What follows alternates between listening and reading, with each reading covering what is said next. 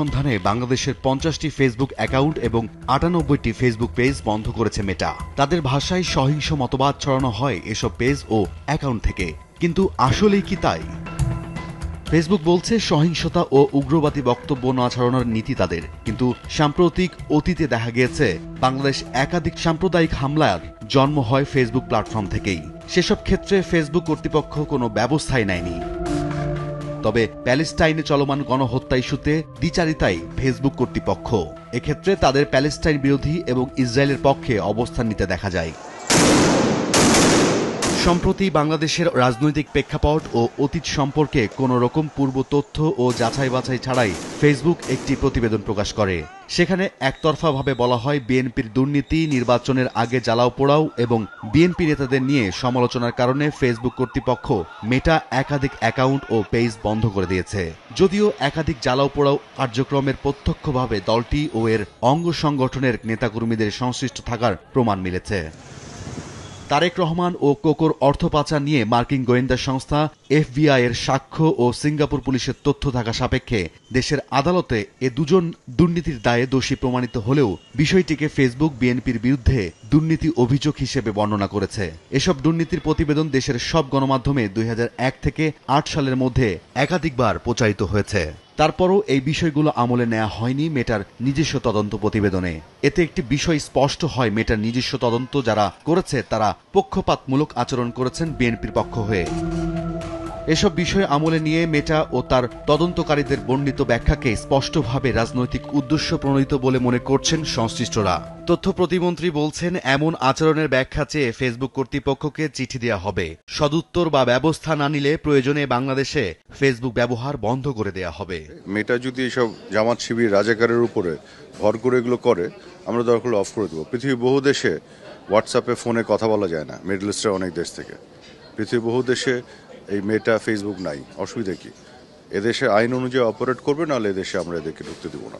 এর বিপরীতে বিএনপির অফিসিয়াল ফেসবুক পেজ থেকে একাধিকবার সাধারণ নাগরিকদের জনজীবন স্তব্ধ করে দেওয়ার হুমকি, আইন শৃঙ্খলা রক্ষাকারী বাহিনীকে হুমকি ও টানা সহিংসতার বার্তা প্রচার করা হলেও এ বিষয়ে ফেসবুক কোনো ব্যবস্থা গ্রহণ করেনি। এমনকি দলটির কিছু নেতাকর্মী আওয়ামী লীগের জন্য ২৫ মার্চ ফিরিয়ে আনার কথা ঘোষণার মাধ্যমে যে হত্যার হুমকি প্রদান করেছে সে বিষয়েও ফেসবুক কর্তৃপক্ষ কোনো ব্যবস্থা গ্রহণ করেনি এখন পর্যন্ত। এনডিআই বা ন্যাশনাল ডেমোক্রেটিক ইনস্টিটিউটের সমীক্ষা ইস্যুতে ফেসবুকের এমন পক্ষপাতমূলক আচরণ বেশ স্পষ্টভাবে দেখা গেছে।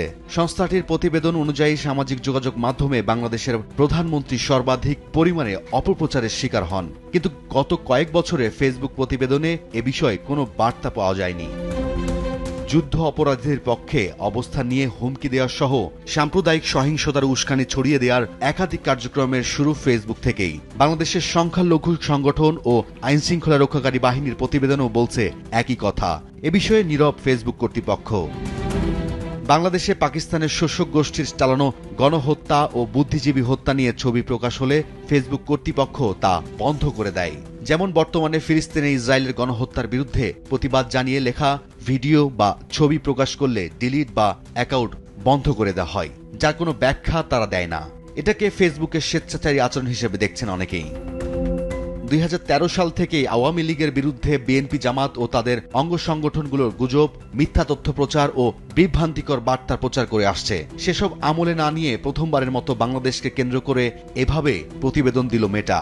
এর কারণ হিসেবে মূলত বাংলাদেশ সরকারের ইসরায়েল বিরোধী অবস্থান ও ফিলিস্তিনের প্রতি পূর্ণ সমর্থনকে সামনে আনছে অনেক বিশ্লেষক। আর এ কারণেই তাদের উপর নেমে এসেছে ফেসবুকের সাসপেন্ড ও ব্যান্ড বা শাস্তির খড়গ। মেটা তার নামের সাথে একটা কলঙ্ক যুক্ত করছে। এগুলো এইসব যদি করে তাদের সতর্ক হতে বলবো মেটাকে।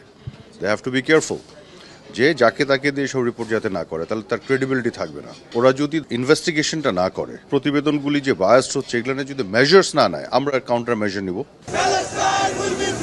সম্প্রতি ছাত্রলীগ যুক্তরাষ্ট্রের শিক্ষার্থীদের সঙ্গে একাত্মতা প্রকাশ করে বাংলাদেশে ফিলিস্তিনের পক্ষে সর্ববৃহৎ শিক্ষার্থী র্যালি ও মানববন্ধন করে। কিন্তু আওয়ামী লীগের বিপরীতে বিএনপিকে দেখা যায় ইসরায়েল ফিলিস্তিন ইস্যুতে একেবারেই নীরব ভূমিকায়। কূটনৈতিক বিশ্লেষকদের মতে যুক্তরাষ্ট্র সরাসরি সরকারকে চাপ না দিলেও মার্কিন প্রতিষ্ঠান মেটার মাধ্যমে তার একটি পথ তৈরি করা হয়েছে, যার শুরু এই প্রতিবেদন।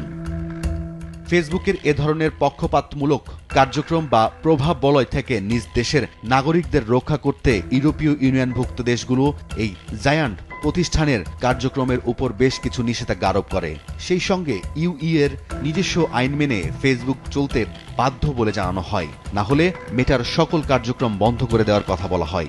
কিন্তু বাংলাদেশের পক্ষ থেকে একই দাবি উত্থান করা হলে বিষয়টিকে বাক স্বাধীনতার উপর হস্তক্ষেপ বলে প্রমাণের চেষ্টা করা হয়। সময় সংবাদ, ঢাকা।